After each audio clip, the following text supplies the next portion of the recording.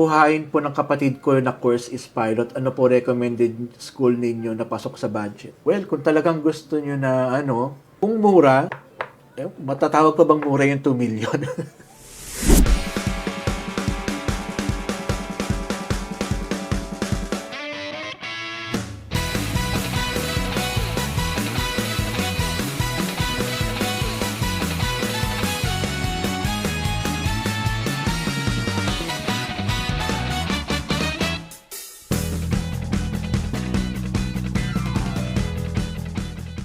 Mas malapit kasi yung work ni Flight Dispatch sa work ni Pilot. May small difference lang talaga. Yes, thank you, Captain Ken, no? Small difference? Hindi, big difference yun eh. Big difference yung flying skills, ha? As Flight Dispatcher, never will we assume that we can fly. Kasi never kaming magsasabi na kaya din naming magpalipad ng eroplano. Hindi po. Alam lang namin yung alam ng pilots dahil kailangan yon sa work namin. Kasi kami yung kanilang point of contact, initial point of contact para habang lumilipad sila, kung meron silang gustong linawin or may gusto silang i-message message for the department, ang una nilang kokontakin is Flight Dispatch. So yun, syempre para matanggap namin yung message nila, dapat naiintindihan din namin kung ano yung ginagawa nila doon.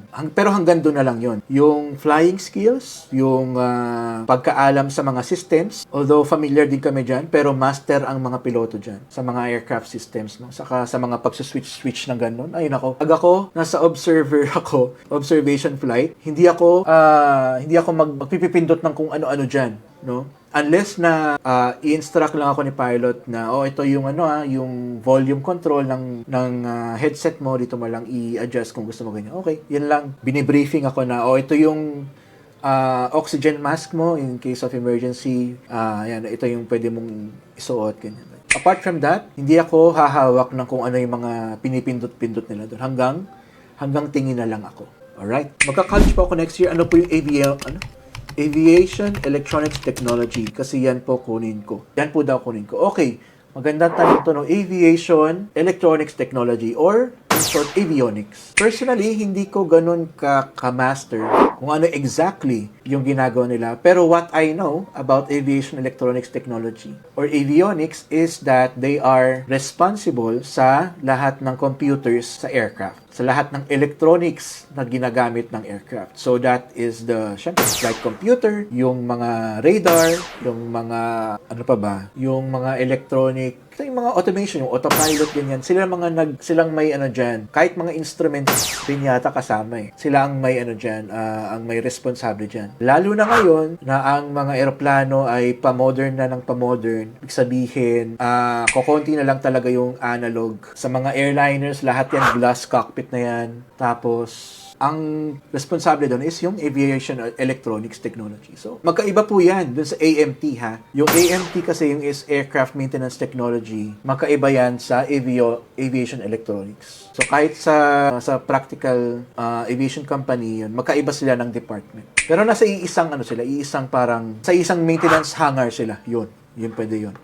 So, avionics and then aircraft maintenance. Okay. Sir, hindi ako BSAMT, pero may lisensya. Mahirap po ba talaga makapasok sa field? Oo nga, no? Mayroon akong content, no? Sinabi ko doon. Having a license is not guaranteed. Totoo yun. Na hindi porket may lisensya ka na, guaranteed ka na makapasok sa field natin, no, sa aviation. Dahil lahat naman ay may lisensya. So, kumbaga yung competition ay napaka-higpit. Lahat, siyempre, sino namang hindi gusto magkaroon ng aviation career, no? Marami yung gusto magkaroon ng aviation career. Kaya yung competition is talagang very, very stiff competition. Hindi lang yan sa maintenance, hindi lang yan sa flight dispatch, kahit sa piloto. Pagkatapos ng flight school mo, makatapos ka makakuha ng commercial pilot license, pahirapan din yan. Makapasok sa airline, kahit sa job na gusto mo, no? So, hindi yun guarantee, no? Ang magkakatalo na lang kayo sa kung gaano mo kagusto yung ginagawa mo. Kung hanggang saan ka makakapagtiis. Siyempre, kasama dun yung mga connections mo, yung network mo. Kasi hindi lang yan basta basta parang, graduate na ako.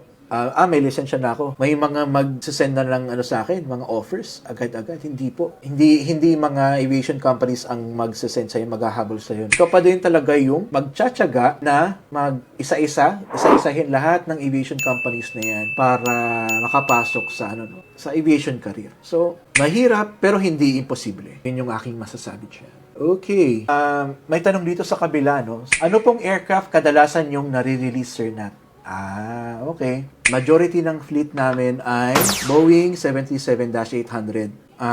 Yun kasi yung medyo popular dito sa Saudi, mga Boeing aircrafts. Sa Pilipinas yata, wala masyadong Boeing na maliit. Puro Airbus 320, 321. Pero dito, Saudiya, mayroon yung 737. Tapos kami din, may Boeing 737. Tapos bukod doon, nagre-release din ako ng private jets. Gulfstream 650, Gulfstream 450, Hawker H900 XP, King Air din. Nagdi-dispatch din ako niya ng Beechcraft King Air at Air Tractor din, yung pang kulay dilaw yun yung usually panggamit sa agricultural, yung nag-i-spray na gano'n. Air Tractor. Tapos, duty din ako minsan sa helicopter operations ng company, which is, meron kami doong Agosta 139, saka yung Airbus H145. Very extensive na yung ating mga nare-release na aeroplano. Alright? So, okay. Sir, kukuhain po ng kapatid ko na course is pilot. Ano po recommended school ninyo na pasok sa budget? Well, kung talagang gusto nyo na yun nga yung content ko, may content ako na wala kang 2 milyon pero gusto mo maging piloto. So, una dyan sa listahan na yan is through Air Force. Maging Air Force, Philippine Air Force officer para free ang flight training mo at syempre magiging sundalo ka ng Pilipinas. Tapos after certain number of years sa service sa Philippine Air Force, pwede ka na mag-apply sa airlines as airline pilot. Isa yun, na wala kang nilalabas na 2 million dyan. Ngayon, kung ayaw mo naman maging sundalo, so yun nga yung binanggit ko kanina, PhilSCA. Sila lang yung state university na nag-offer ng scholarships for pilot. Meron silang bachelor's degree with the flying program. So, magiging scholar ka doon. Ang problema nga dyan is very limited slots lang. Ang alam ko, every year, parang 30 lang yata yung slots na ino-open nila for this course. Baka nga mas konti pa Kasi pamahal na rin talaga ang presyuhan ng flight training. So, para makamura ng flight training, to be honest, wala akong idea sa ngayon, wala akong idea sa mga prices between schools. What I can say na lang is, you go for have the best track record, may magandang history. Okay din na i-consider mo na wala silang history of incidents, accidents. Isa rin yan sa consideration. Tapos, consider mo din kung gaano kalapit yung school na yun sa inyo. O baka taga Visayas ka, tapos kung pupunta ka pa ng Bulacan to fly there, sa mga aviation schools there, consider mo din yon. Meron namang mga flying schools sa Cebu. So, why don't you try that? So, kung mura, matatawag pa bang mura yung 2 million? Hindi, mahal yun Basta yun, 2 to 5 million. Yun yung kailangan mong i-prepare na budget for that. So, grabe naman, Ma'am Daryl. Sakalin ko talaga kapatid, sir, pag di niya pinagbit. Opo naman, Hindi yan biro talaga Di biro yung ilalabas niyang pera. Parang negosyo din yan na malupit Kasi yung kailangan mo ng malaking kapital, Tapos yung return of investment mo, matagal pa.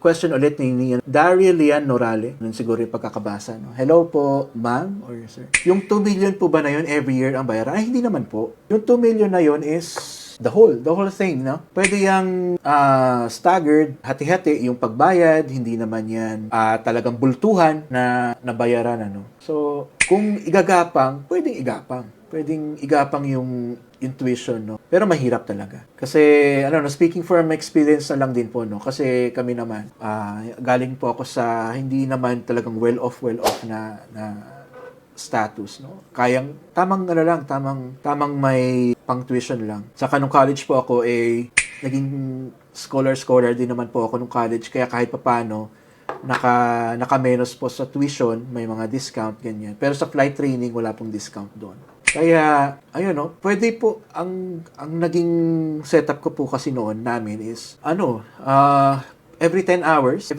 yung pinag-iipunan namin for flight training. So that time is, magkano bang per hour ng Cessna 152 noon? 4,000. Inabot ko pa ngayon 2,000 eh. Pero sabihin natin 4,000. So every 10 hours dapat may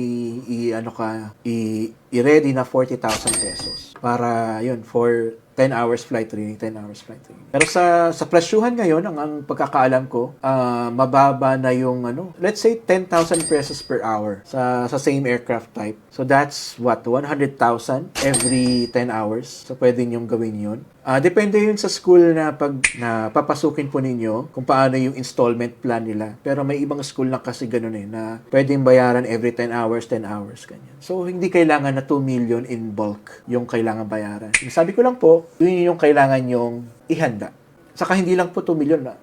Minimum po yun. Lalagpas po talaga ng 2 million. Baka maging 3 million hanggang 5 million nga po eh. So, para may heads up po kayo sa gastusin na pagiging piloto. Alright. Sumasama po ba kayo sa lipad, Sir Nat? Ayan. Isang question, no? As flight dispatcher, yes. Lalo kung sa airline ka nagtatrabaho, isang requirement yan, mandatory requirement, na every year, you have to sit in the cockpit sa flight to observe yung flight, syempre, no? At least minimum 5 hours flight time. So kasama yan sa ang tinatawag diyan ay route qualification. So sasama ka doon sa flight na yon para i-observe kung ano yung ginagawa ng mga piloto sa taas. Paano, may headset ka rin nun dapat kasi you have to listen to the radio communications. Paano yung mga mga salitaan doon. Yeah, radio communications. Very important. So, sa airline, mandatory yan. 5 hours minimum every year. Saka dapat, bago ka ma-release, dun sa ruta na i-dispatch mo, dapat maka-experience ka ng route qualification to one route equivalent to that city pair. No? For example, para ma-release ka sa domestic flights, kailangan maka-route qualification ka muna ng isang domestic flight. Manila-Cebu, Manila-Davao, ganyan. So, pag makompleto mo yun, okay na, pwede ka na mag-release. mag-ano ka na ngayon? I-upgrade ka na for regional flights naman. Sa setting to sa Pilipinas, regional is ibig sabihin yung sa Asia. So, ano bang equivalent? Kunwari, yung airline yung sa PAL na lang. Sige, example, kasi yun yung na-experience ko. If marirelease ka lang, magiging eligible ka lang to dispatch flights or release flights sa regional kapag nakapag-route qualification ka na. For example, ang pwede doon is Manila-Bangkok, kaya Manila-Saigon. So, kapag nakapag-route qual ka na noon, okay na, qualified ka na. Tapos, syempre, kung ang next level na doon is you get to, tawag mo dyan, yung long-haul flights naman ang i-dispatch mo. For example, yung sa PAL, di ba, meron silang ruta Manila-Sydney or Manila-Melbourne. So, dapat mo ring ma-experience yun at least once na sama ka sa flight papuntang Sydney. Tapos, yung ultimate high level na sa PAL is yung Trans-Pacific flights, which is yung flights from Manila to US. So either Canada or US. So yun, kailangan din meron kang route qualification flights papunta doon. So yun sumasama kami, flight dispatcher, sumasama kami sa flights. Nga lang kapag ikaw ay nagtatrabaho sa business aviation, most likely hindi ka makakasama sa flights kasi private flights yun eh. Depende na lang sa company ninyo kung papayagan, pero hindi siya mandatory, hindi siya requirement. So yun nga tawag mo dito. Pati po sa GenAv, sir, may route qual. Ayun nga hindi nakadepende na yan sa company. Kung ano yung policies nila. If required yung route qualification. Airbus type rating, how much? Ay, wala akong idea, Sir Walter White. Pero ano na yata dyan eh. Estimate ko hindi ko sigurado. 100k per hour. As in, 100,000 per hour. Ang kailangan mo kasi para makakaroon ka ng type rating is minimum 10 hours. So, if 100,000 per hour yan, edi, 1 million. 1 million yung kailangan mong bunuin. So, dapat talaga kapag papasok ka sa pagpipiloto, buo talaga yung loob mo. Kung nagustuhan niyo po itong content ko, please like and share this video to your family and friends. Follow and subscribe na rin po sa akin para sa mga future aviation related contents. Maraming salamat po. Safe flight!